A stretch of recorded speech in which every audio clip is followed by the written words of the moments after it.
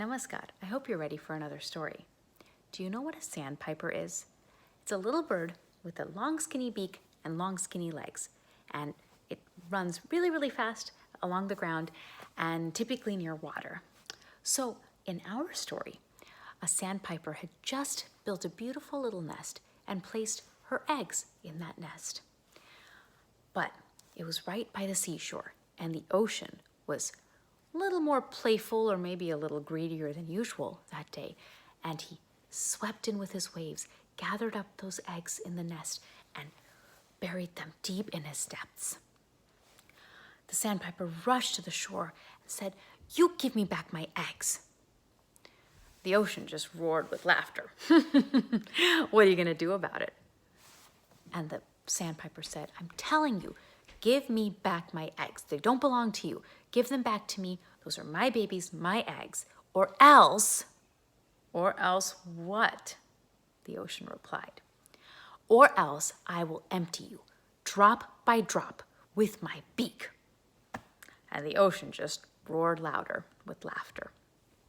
So the sandpiper gathered up her courage, ran toward the water, sipped a little sip of ocean water in her beak, ran over to the sand, and spit out that little bit of water.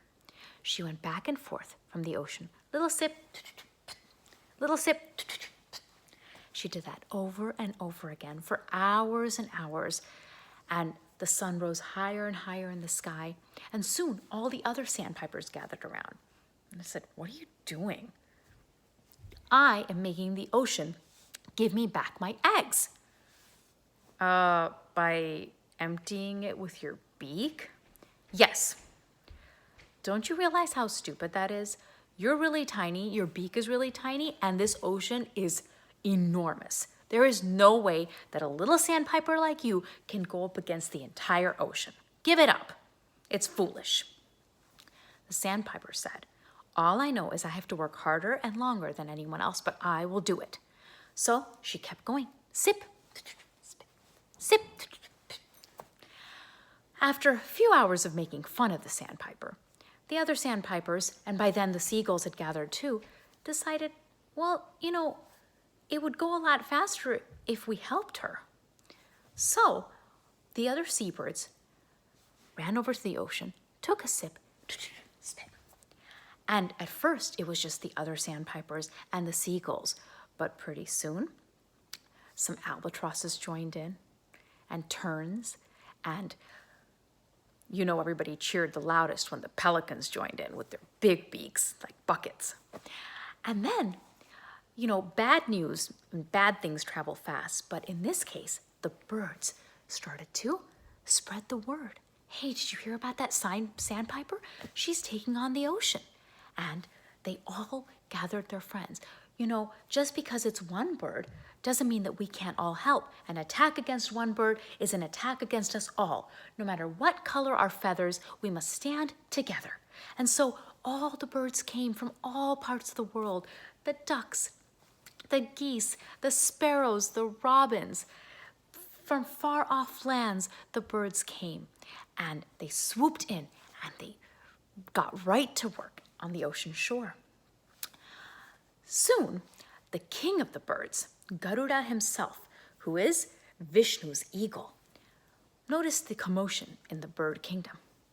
What's going on, he wondered. And when he went to investigate, he saw that all the birds had taken on the ocean and were fighting for justice for the sandpiper. So he joined in with his massive wings and his tremendous beak, and he joined side by side with the other birds. And they worked and worked, and soon, when Vishnu had to go somewhere and he couldn't see Garud anywhere, he peered down to the earth and he saw, all those birds are working very hard, but what are they doing? And he came down to investigate.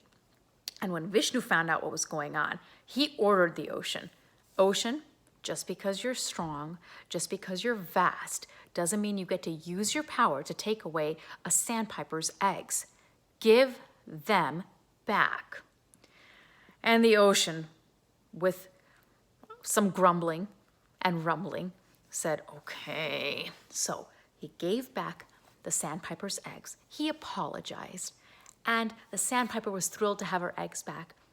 And Vishnu blessed all the birds, and he said, you know, you could have let that dear Sandpiper work by herself, but you joined together, and the Sandpiper didn't give up, and all of you stood by her and worked with her, and together the bird kingdom has shown what you can accomplish when you stick together and fight for justice.